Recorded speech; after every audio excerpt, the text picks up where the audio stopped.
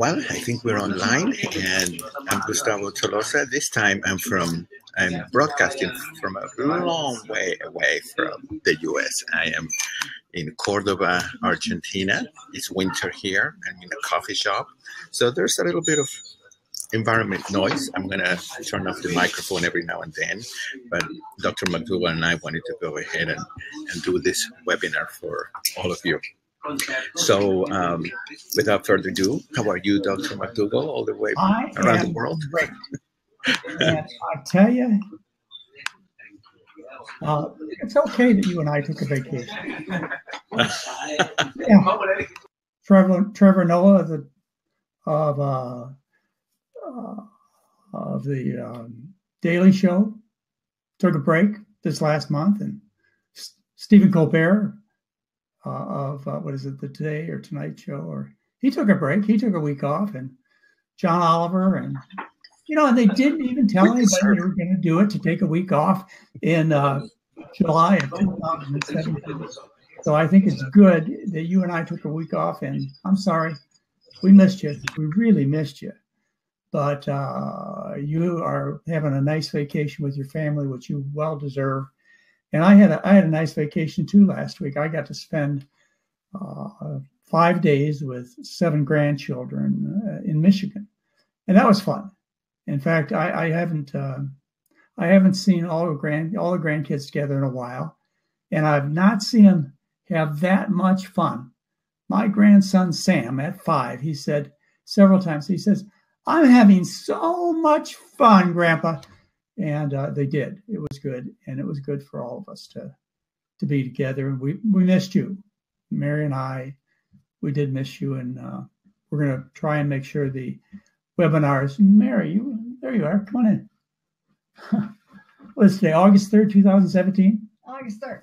All right, you got to get over here a little bit and say hello. Hello. Oh, hi, Mary. Was it a great week? It was a great week. Yeah. It's nice to see you all. And Yeah, a little. Yeah. Yes, having a great time. The best part was being with all the grandkids. Oh, yes, I imagine. We were with Carol, your With sister. Carol. You guys all know Carol when we call the office. And we were with Carol and all of our sons, 2 sons and daughter, and 7 grandkids, and you and I, and Husbands and wives, and yeah. So we were pretty much all together last week, and it was a vacation. But I did have my computer. I did. You did work. The last time you and I had a vacation was, where I didn't have my computer along. No, but I bet you're going to tell me. It was 2008.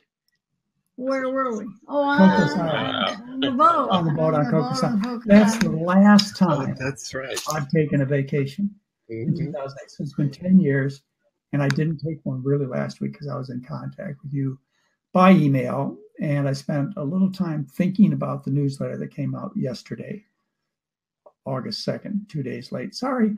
A little bit thinking about it, but I tell you, I just couldn't keep my mind off family and the fun and so on. And I hope you enjoyed that newsletter. But it did finish. It went out August 2nd, 2017. You're not late very often. Not too often. And no, we forgive and you. We got the webinar going again.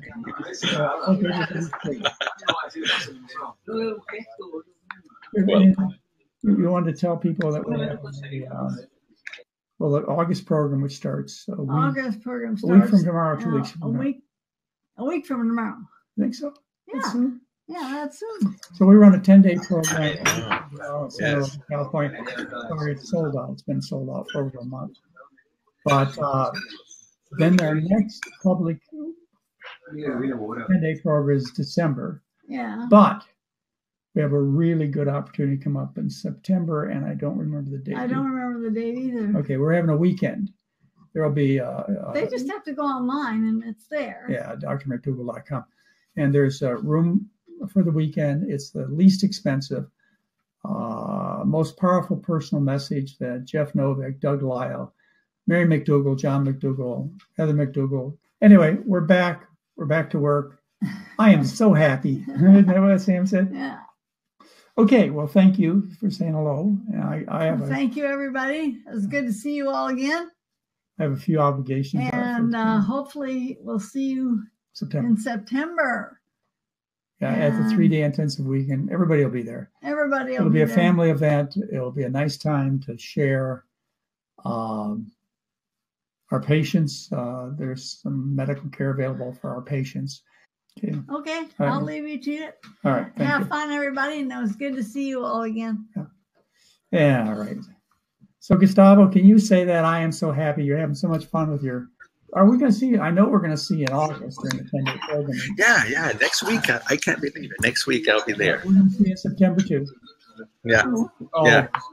Well, anyway, Yeah. that'll be great. Yes. And I want to just reiterate for some people that have logged in late that there is a little background noise, but it's because I'm in Argentina and I'm in a coffee shop that has really good internet connection, but there are people here. So I'm going to turn on the microphone and let you, Dr. McDougall, do your Thank you your very job. much. Okay. Excuse me, just a moment. I really miss talking to you. And yeah, I really miss seeing everybody here and seeing you and Mary. It's always the highlight of the week. So, but it was a good break also. Well, we left a few people mad. I did at the last webinar we had, which was probably 3 weeks ago. I don't know who's counting. Because I gave you a lecture on how Alzheimer's disease is caused by chronic aluminum poisoning. And by the way, this newsletter probably went to 100,000 people at least, maybe lots more. And nobody has questioned what I said. Not one contradiction, and probably because I'm right, and because the evidence I gave you to show that Alzheimer's disease, that dementia, is due to chronic aluminum poisoning. And so I wrote last month's newsletter, which is right here. This would be June, so it would be, in real terms, 2 actual months away. Titled Alzheimer's disease is caused by chronic aluminum poisoning. And but I had written this before, back in 2004. Basically the same thing. I just gave you an update and showed you 2004 so that's 13 years later. Nothing's changed. Nobody's questioned, at least to me, that aluminum causes Alzheimer's disease and that it's entirely preventable. And I believe that it can be slowed. The damage is actually permanent scar damage. The Alzheimer's lesions are scar damage. Here, I showed you in the newsletter what they looked like. So you can go back to the June newsletter and you can see the brain pathology, which is pathognomonic. That means if you see these lesions, which are neurofiber tangles, and senile plaques, I can't show you too close, but they're right there. If you in June newsletter at drmcdougall.com, June 2017, when you're looking around in the brain, usually at autopsy, and under your microscope, you see these neurofiber tangles and senile plaques, then you see Alzheimer's disease. It's pathognomonic, which means when you see this pathology, you can name the disease.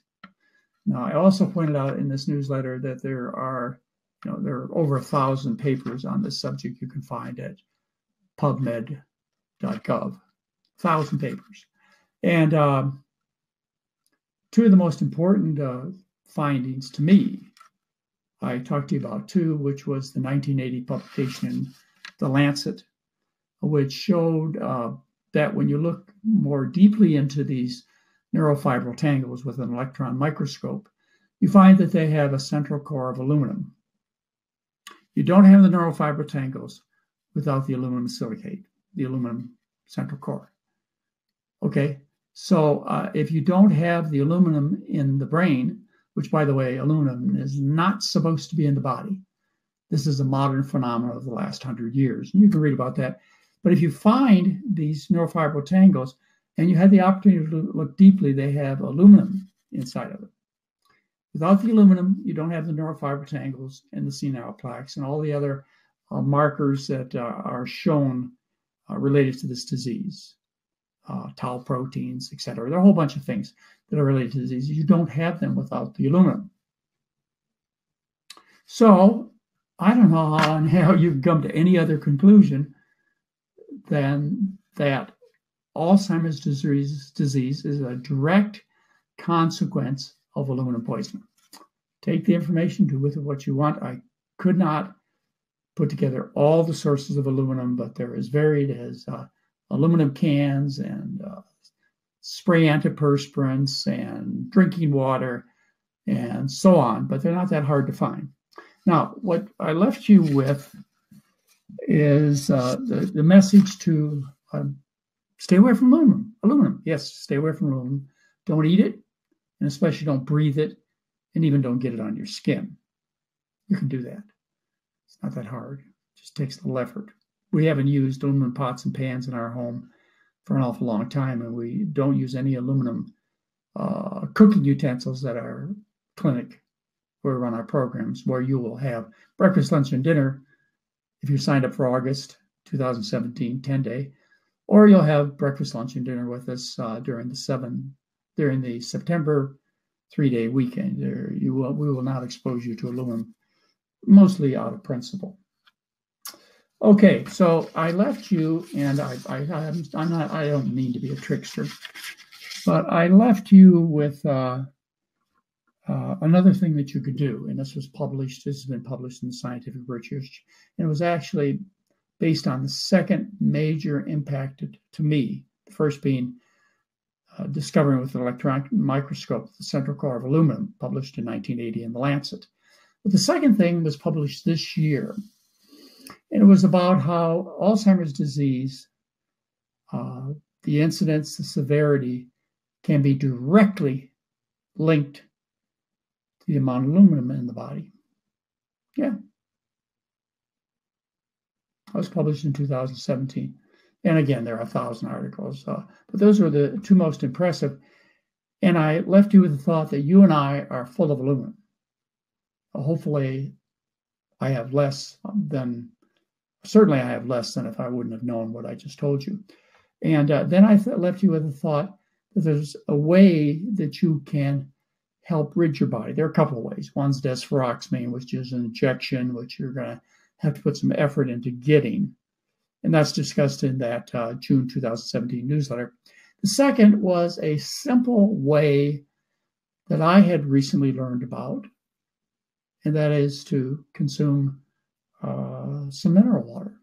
Now, first of all, before I say this and tell you what I meant and told you I would explain to you about the mineral water, do realize I make no recommendations for supplements other than B12. And I certainly don't recommend any products. And what I'm going to show you right now is some information that you may want to take advantage of. But it's not part of the McDougall diet or recommendations. But I think it's worthy of knowing. And I think it's safe. And I think it's reasonable. So I told you that there's another way to get rid of aluminum from the body. And that's to consume silicone. And what I talked to you about, and I gave you the reference, it's the end of the June 2017 newsletter. It's right there, a link. Boom, you just hit it. It takes you to a daily news article, and you can read this about the investigator, about the silicone water. And you can read about two sources. This is a British article, two sources of mineral water that they discussed that are easy to buy in the United Kingdom, the United States, probably any place in the world you can get it. And there are probably lots more sources of silicone-rich water. Silicone-rich water is what it's called. Here they are, the two that I discussed in the article. Again, I don't recommend supplements. This is not a, quote, official recommendation from McDougall, so to speak, new part of the McDougall program. But I do think that you would like to have this information. Or probably other silicone-rich waters. And people have asked me about taking silicone powders and silicone this and silicone that. Maybe, I don't know. You investigate it. But one of the waters is this Fiji Water that they talk about. Yeah, I've seen this in our stores. And I know you can find it on Amazon, and I know you can find it pretty much any place. And this delivers silicone, which complexes the aluminum in your tissues and causes it to be eliminated through the kidneys. And significantly so that it is measured in scientific studies to be effective at removing aluminum from the body and in the small, and I mean very small, study they did on people. They slowed the progression of Alzheimer's disease in a few. It's all in the newsletter. Just read them. There's another one. Okay. Fulvic drinking water, high in silicone. And there are probably lots of other sources of silicone that you might want to add to your diet. Yeah, and you can do that. But certainly you don't have to get Alzheimer's. If you have it, you can do something about it. Whereas there's no medical treatments and there are no drugs that are sold through doctors or pharmacists or any other legitimate source that'll change the course of this disease, except for removing the aluminum from the body, which was shown back 1991 with desferoxamine injections. And this author, which you can read lots about, very respected scientist, he is recommending silicone water. And I thought it worthy of me telling you about it. So hopefully that will be the end of the discussion for Alzheimer's for another 13 years. I'll give you an update in 13 years. Okay. Well, that is very concise. So anyway, I just want to address one more thing, Gustavo, and hopefully everything's coming across okay. I just want to address one more thing, and that is the July 2017 newsletter, which came out yesterday, which was 2 days late. It's because you and I took a vacation, and I couldn't keep my mind oriented in two places at one time, and I chose the grandkids over the article. But I finally did get to it when we got home a few days ago. I finally got to the newsletter, which was also prompted by Carol. Carol answers the phone when you call 1-800-941-7111. She takes care of our, all of our telecommunications in terms of phones and signing people up for this and that and so on. Carol and I were together with Mary and, like I say, our 3 children, 7 grandkids. And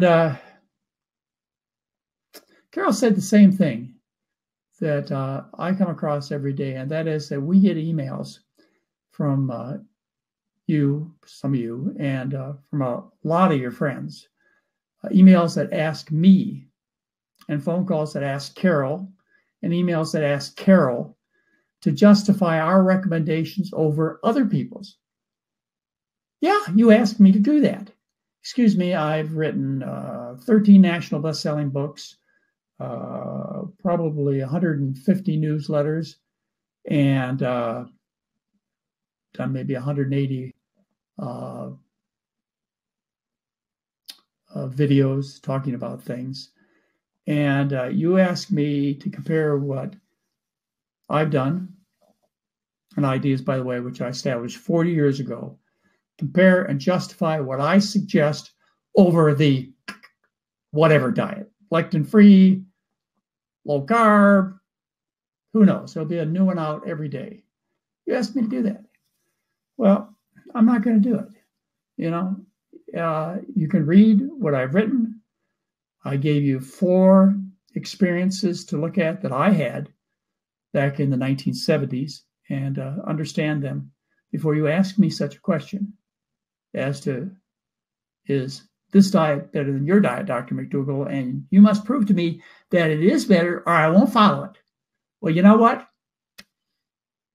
It's not my loss.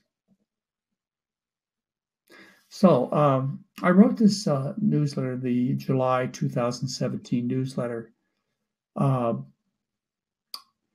help you understand why I am either stubborn or right and continue to teach the same things that I taught 40 years ago without variation.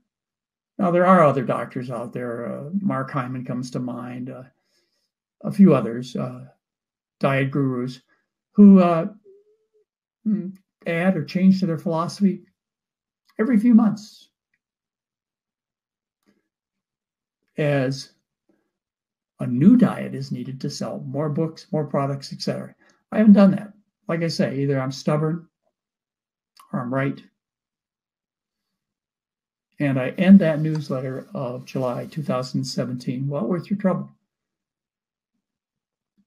I ended by saying you ought to do two things before you ask me to justify my recommendations over who's ever are on Dr. Oz show or in Women's World magazine at the checkout counter at the grocery store. I ask you to do two things before you ask me such a question, which distracts me from helping you with information I know to be correct, which we've published on at least 2,500 people in the scientific research. I ask you to do two things.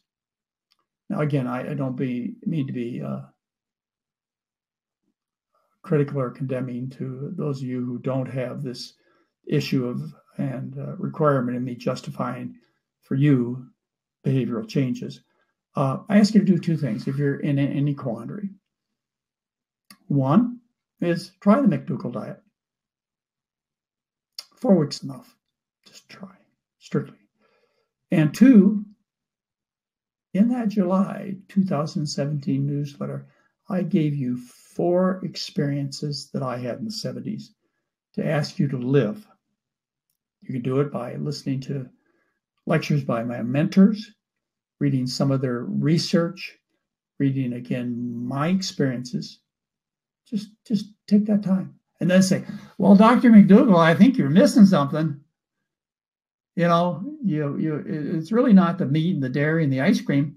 It's GMOs, or maybe I'm gluten sensitive, or too much lectin in the beans, or you won't ask me that. My time is more worthy than getting into arguments that do no one any good. So what Carol's going to do now, Carol, you know, when you call 1-800-941-7111, what Carol's going to do now is she's not going to try and help you understand why our recommendations are better. She won't do that anymore. She's going to ask you to read the July 2017 newsletter. Yeah, that's what she's going to do. And when you write me, as you do every day, and you ask me to justify what I've recommended consistently for 40 years over this brand new diet, which sells lots of new products and explains to you why you've not gotten better by this new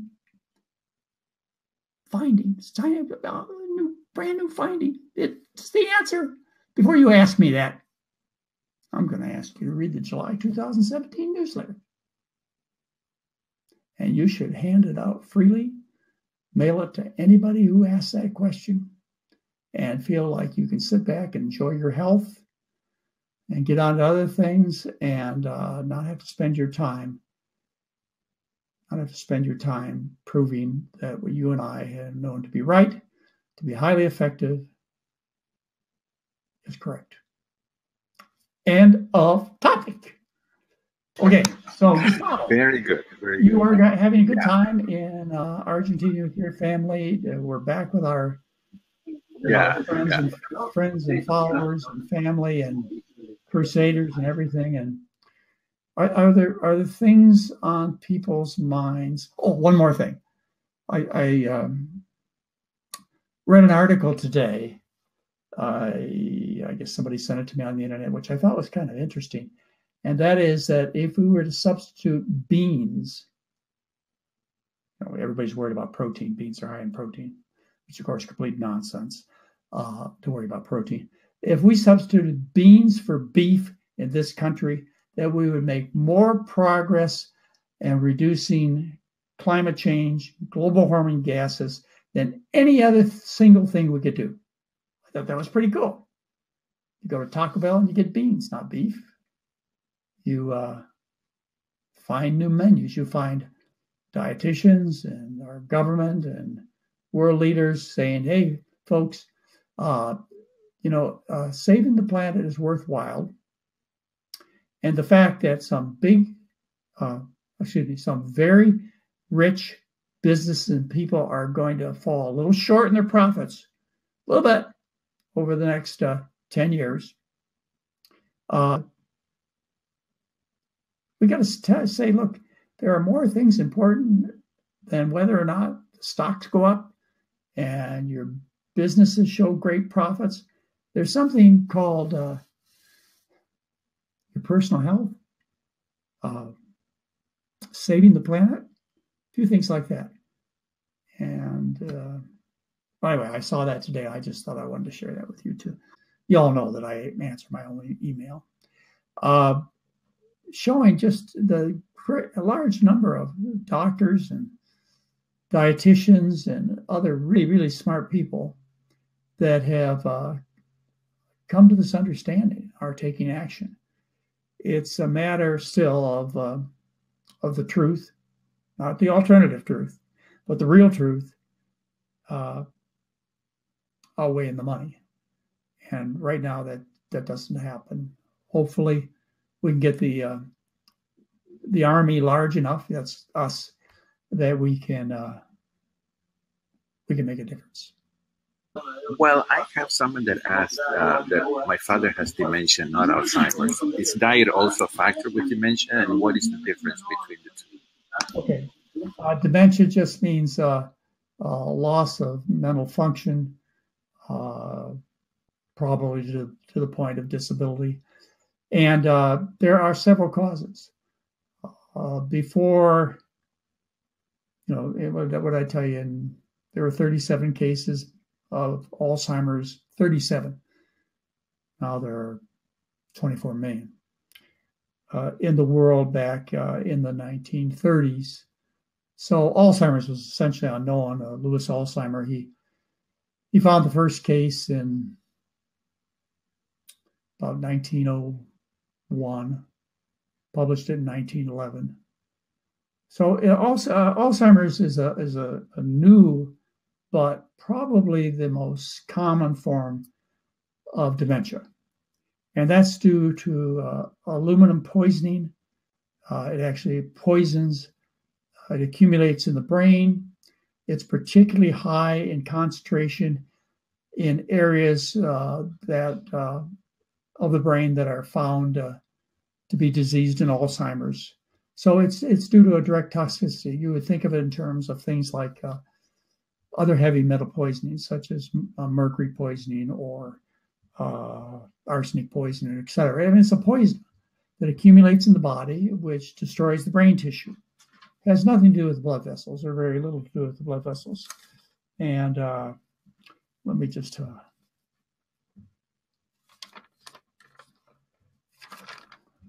You are perfect. Okay, great. Thanks, Mary. Mary's watching us, Gustavo. Make sure we're doing okay. So anyway, there's this kind of poisoning. You can get dementia from an auto accident, and brain trauma. The other very, very, very common form of dementia is vascular. The blood vessels, just like when you have a heart attack, or you become impotent, or your leg blood vessels close down, you can't walk because of pain and claudication. This is a disease of the blood vessels, not just the big blood vessels like in the carotid artery, but the little blood vessels that supply the brain tissue. And you can think of it as mini strokes or vascular insufficiency, so you don't have enough blood going to the brain to make it work well. And by the way, that can be reversible by improving blood flow, by fixing the diet. But most of the time it's due to little strokes or big strokes, which result in permanent damage that's not reversible. So there are a couple of things. The main thing to consider when I tell you this is this is not an inevitable part of aging. these diseases have causes. It's not due to bad genetics, except in rare, extremely rare situations.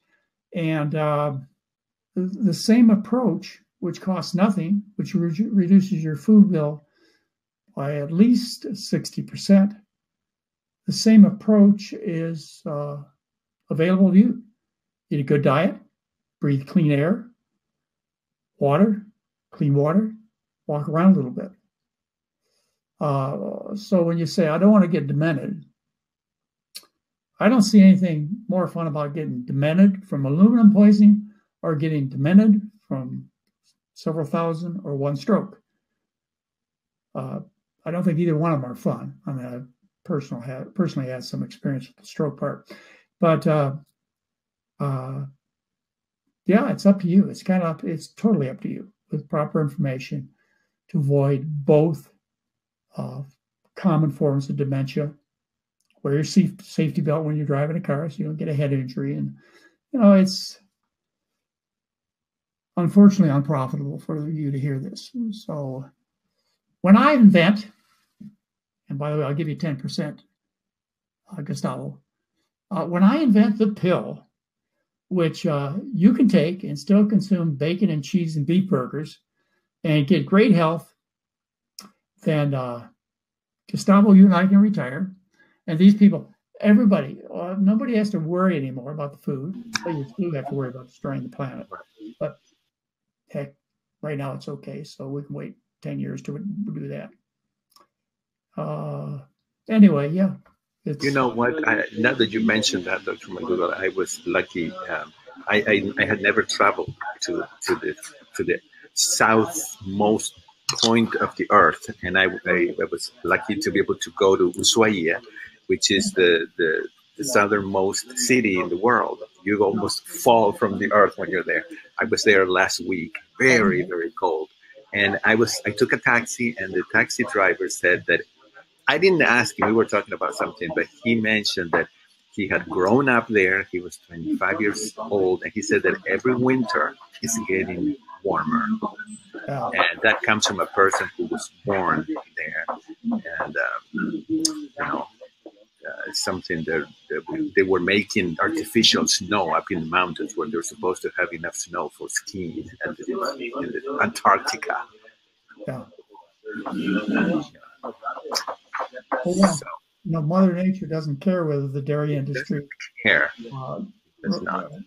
a profit this year, or the meat industry doesn't even care if nature doesn't even care that the biggest hospitals, the most beautiful buildings or the most beautiful, biggest buildings in your town are hospitals. Mother Nature doesn't care, I don't think. So regardless of what you whether you live in the southernmost part of the world or you own Amazon.com, it doesn't make any difference. She's got her plan. Yeah. But a lot of people, but the optimism is there. Gustavo, I see it every day, and I read about it. Elon Musk and his electric cars, and the changes that are made in terms of solar power. They're all there. But until we grasp hold and do something about the food, we're done. Well, do we have okay, so we have a couple of people asking how much silica rich water and for how long you think they would need to take this in order to get rid of the aluminum in their bodies. You know what? Is it I don't know. I have no answer for that because that is not my expertise. But if you read the newsletter, you can go to the Research from England, and he will say things like, he'll give you the content of these two waters, silicon content, in that particular link that you can get on the June newsletter. He'll give you the silicon content. He will tell you about his research that's published in the scientific literature on giving 1 liter per day. That's what he gave. 1 liter per day of silicon water, 34 ounces. That's what he did. And the results that he got are easy for you to look at. And I don't have any recommendation because because I'm not an expert on it, but it's safe enough, simple enough, cheap enough that I thought you should know about it. And if you would like to go to an expert, I've linked it for you. And you know how to use PubMed, and you know how to use Google, and you know how to spell silicone-rich and water, and you know how to spell Alzheimer's. And in today's world, everybody can be king of knowledge. They can't fool you anymore at the present time. So, yeah, I can make no further recommendations on that, but I'm happy I could give you the information. I'm real pleased, as I see on the chat board, that others of you found the researcher, found the information, and have you make your own conclusions. As far as I know, drinking either of these waters as much as you want, as far as I know, or similar silicone waters, has never hurt anybody.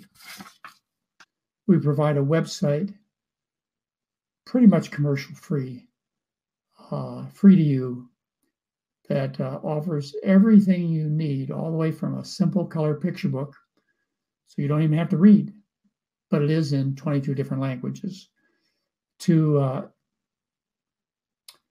all the things that I've written and Mary's written, and hundreds and hundreds of recipes. And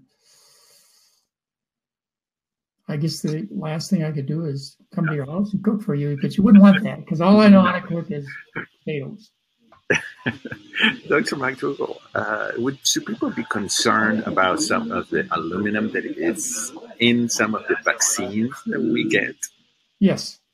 And I wrote a whole article about 2-3 years ago on why I recommend against taking the flu vaccine. But all my grandchildren are vaccinated against pretty much all other diseases. So I do believe in vaccination. However, in that particular article, I discuss the mercury, which has been eliminated from a lot of vaccines. And I discuss aluminum, which is there as an adjuvant. Its purpose is to make your immune system react, so that it reacts with the antigen, which is the virus or bacteria that you're trying to be immunized against. That's injected into a killed or inactive form of, say, diphtheria, pertussis, etc. It's injected into you, and your body is supposed to react to that particular danger and make antibodies, so that if you do get exposed to the real microbe, it'll be ready to fend off and not get sick, because the immune system has been educated. Well, to help educate that immune system, you want a big reaction from the immunization, from the shot. You really want the body to know you did something to it. So they put aluminum in, which causes the immune system to react, and not just to the aluminum, but to the intended microbe part that you injected. So yeah, it's in all vaccinations. My plea, as well as the plea of most other physicians and patients, is to design vaccines that are aluminum-free, safer. Yeah, really. It's been a topic for 4 decades at least that I'm aware of. So yeah, you should be concerned. But just to summarize, I've seen diphtheria. I've seen polio. I've seen tetanus. These, even though you've not seen it probably, unless you're of my age and similar experience, these are real killers. So I have to ask myself, concerning the welfare of my family, am I more concerned about the diseases that are being fought against with vaccinations, immunization, shots, etc., or the aluminum? And since I have, just like you, no choice, you have a choice, but not a safer choice. All of my family's been immunized except for the flu vaccines. And if you go to the website, use the search engine, you write in flu shots. There's an entire article I've written, which does not need a word changed.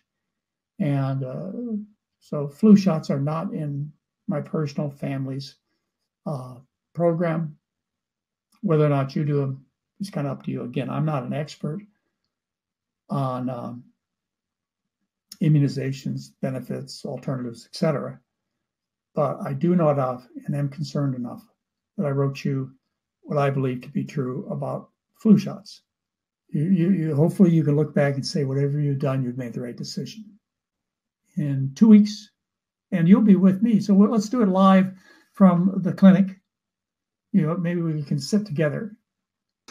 We'll find that was fun. Nice scene, maybe by the pool, or maybe in the dining room with all the good food. You and I will just kind of sit together. Okay, bye, Thank folks. you, everyone. Thanks for listening. Right. Bye-bye. Okay.